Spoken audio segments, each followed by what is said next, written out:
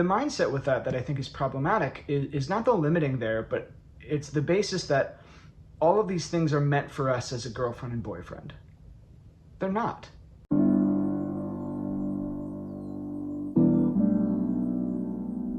Hi there, my name is Nick Whitaker. I'm a pastor in Santa Barbara, California, and I'm recording a video with Salt today to talk about defining physical boundaries in dating. Now, this can be an incredibly difficult subject, not only because the Bible doesn't give us specific and very detailed outlines about what physical boundaries should actually be in a dating relationship. It never mentions dating relationships, period. But also it can be difficult because it's not something people typically talk about with one another. I mean, I'm sure you've been able to find a video or a sermon or some type of material somewhere that sort of outlines these for you, but I want you to think, when was the last time that you talked to a couple who very openly told you what their physical boundaries were and how they struggle with those? Because the reality is that everybody does. Everybody does, because we're inherently sexual beings. We were made with sexuality, and it can be difficult in a dating relationship to want to enjoy that, but feel like you're not able to. So what I want to do today is I want to reframe the conversation a little bit. If we look at Genesis, we go back to the beginning of the Bible, and we look at how God made the world. He looks at it and says it was very good. Behold, it was very good. That's the author of Genesis writing. Now, when we think of the world, we typically think of, plants, nature, birds, air, mountains, sunsets. Those things are very good. It's beautiful. But there's a book called Creation Regained by Al Wolters, where in it he writes about how the world or creation as the Bible defines it is not just these features of nature, but it's everything inside of the world. All the animals are good. Men and women are good. Language is good. Sex is good. Sex is a good creation from God. And if you look at the early parts of the Bible, in the end of Genesis 2, it says that Adam and his wife were naked and unashamed. They were naked and they were not ashamed. Now that word for nakedness there is the Hebrew arumim, and I'm taking this from one of my Hebrew professors. Arumim, as you go to Genesis 3:1, says the serpent was more clever than any beast of the field. The word for clever is arum. It's highly possible that there's this poetic interplay going on between arumim and arum, because it's in Genesis 3 that the cleverness of the serpent to deceive Eve is what destroys the arumim. Those things are closely linked. The cleverness, the arum, destroys the nakedness, the arumim. The impact of sin on the world is not just that we do bad things and we don't follow God, but it's that the good creation that God has made has been corrupted. Sex has been corrupted.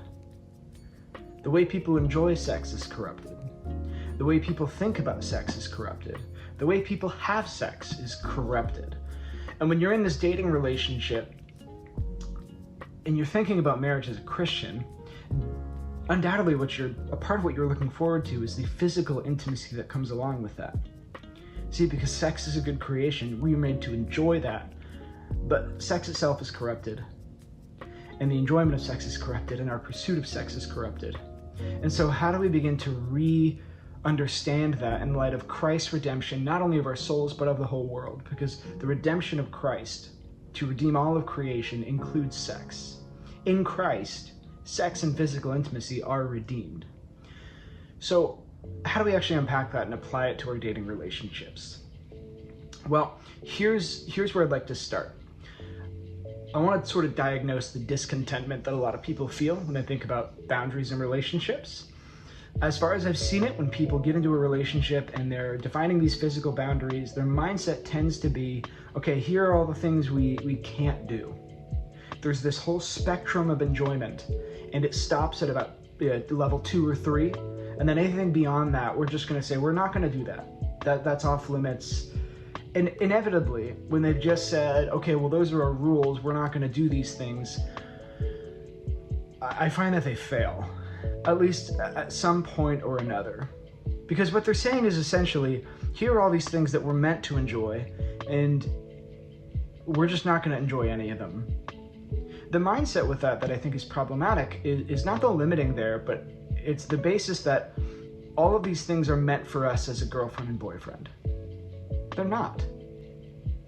You see, there was a guy, I think it might have been Russell Brand, who was commenting on the addiction to pornography that people have, and he could have been quoting somebody else, or it could have been from him, but he said the problem with pornography is not that it shows you too much, but that it shows you too little.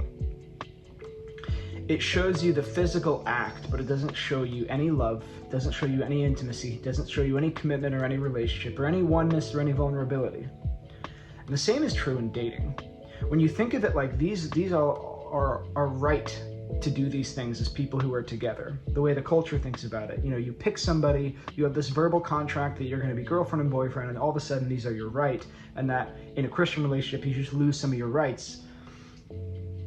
You're missing out, because the things you think you're supposed to be enjoying, those things are showing you too little.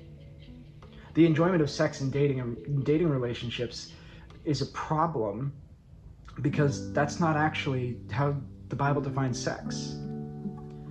The reality is that if you're trying to enjoy sexuality in a dating relationship, it's inevitably going to be frustrating, because it's a counterfeit of the real thing. See, sex in the Bible is inside of this covenantal relationship. You can see it in the way that we're made. So God made Adam and Eve, and before they were physically intimate, you know, Adam was able to pronounce this beautiful thing, this at last is bone of my bones, flesh of my flesh. They were in this covenantal relationship with one another. They were one in emotions, in thought, in mind, and then sex comes and they become literally one in body. And you can think as graphically as you like about that, because it's a good thing. Sex is a good thing. And a man and a wife become one in the act of sex. And so when you're in a dating relationship and you're thinking, okay, well, we just can't have sex. It's like, well, you could never have it anyway, because all you'd ever be able to have in that situation is the physical intimacy without the complete and utter giving of oneself entirely to another person.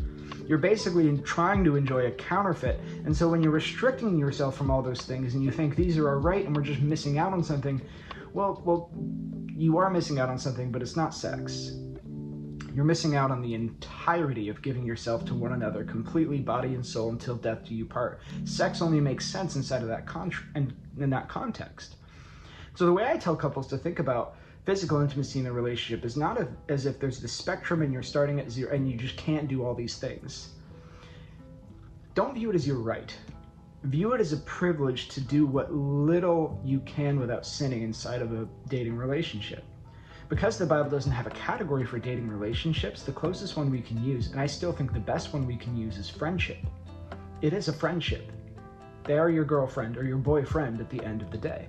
And so inside of this friendship, the way you need to be thinking about these things is not, oh, what a bummer, I can't do all these things with this person, but what a joy. I have this friend who I can hug and kiss and adore and admire and buy gifts for and spend time with and talk to. And once you do that, you'll actually be able to frame your boundaries in a joyful way rather than a constraining way. Those boundaries, if you think about dating like that, don't become these like limiting walls which you're trying to push right up against. They become sort of this joyful expectation of an entirely sacrificial relationship.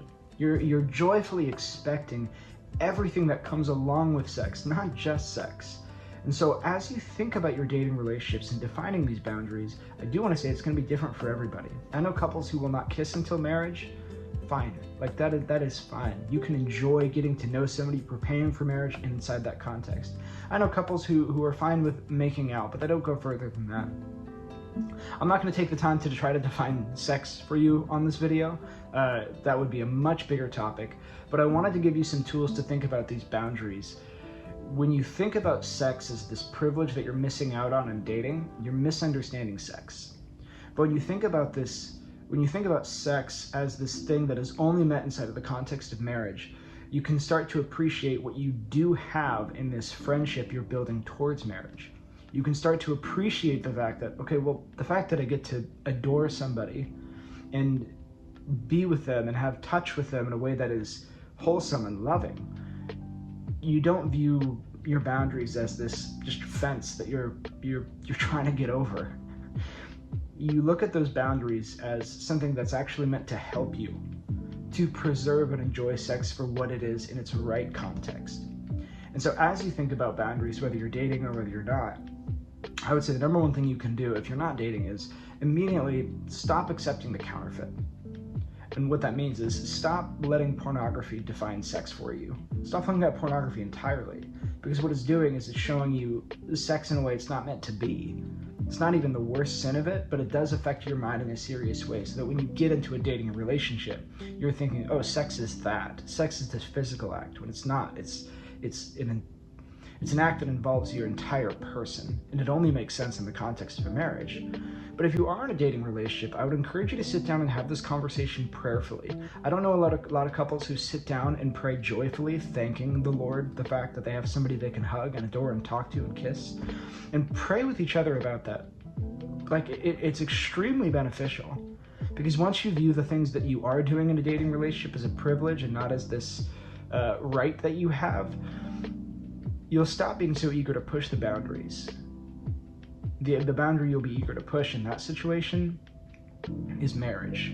You'll be eager to make that commitment with that person. You'll be looking for ways to see if that commitment is right, rather than just trying to get whatever you can and scrounge together sexuality inside of a dating relationship. So I understand that I haven't given specific details. Every couple's different. I can't go ahead and tell you what your boundaries should be, but that mindset where you understand that sin has corrupted sex in such a way that we are constantly trying to enjoy it in the wrong way, that the Lord has redeemed sex by showing us what a marriage looks like between Christ and his church, the giving entirely of oneself to the other person, we can begin to see that sex and all sexual acts can be enjoyed rightly, can be enjoyed truly, but inside of a marriage. So as you define your boundaries, as you think about these things, I would encourage you to do so with your partner in prayer, thanking the Lord for what a privilege it is to have a friend who you can consider marriage with. Thank you so much for watching, and I'll see you next time.